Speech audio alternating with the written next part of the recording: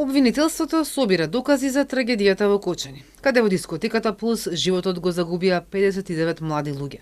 Според информациите од таму, тимот обвинители ги анализира прелиминарните извештаи од увидот, запленетите документации, но и законските надлежности на осомничените.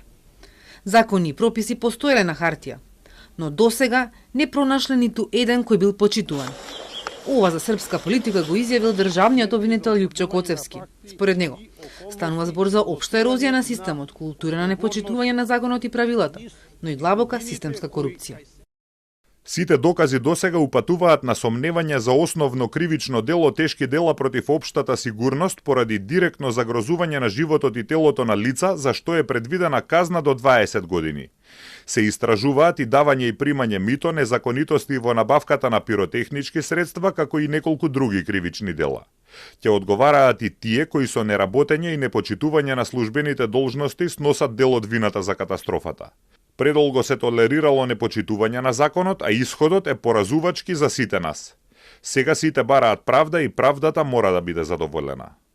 Најдоцна за утре, кога истекува и вториот 48-часовен притвор за најголем дел од осомничените, обвинителството треба да донесе одлука за кога ќе започне формална истрага, затоа што притворот не може да се продолжува и понатаму без постапката да продолжи во следна фаза. Вкупно 26 осомничени од Кочанското обвинителство се со краткотраен притвор, меѓу нив и екс-министерот за економија Крешник Бектеши, екс-државната секретарка во Министерството Размена Чекич Дурович, поранешните директори на Државниот пазарен инспекторат и на Дирекцијата за заштита и спасување Горан Трајковски и Беки Максути, но и обезбедувачи вработени во државни институции. На распит во обвинителството беше градоначалникот на Кочани Љупчо Папазов, кој си даде оставка, но неговото својство во оваа постапка се уште не е потврдено.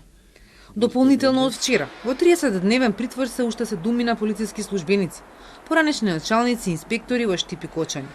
Специализираното оделение за полицајци во обвинителството за гонење организиран криминал ги сомнечи дека без проверки и без контрола на собственикот на дискотеката Пулс му издале документи кои биле искористени во 2023 година да добие лиценца. Иако условите биле субстандардни, имало и повеќе инциденти претходно.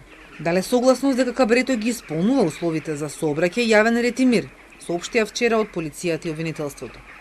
Од кривичниот суд пак потврдија дека денеска тие почнале да поднесуваат и жалби на притворот, а одлука ќе има во наредните денови.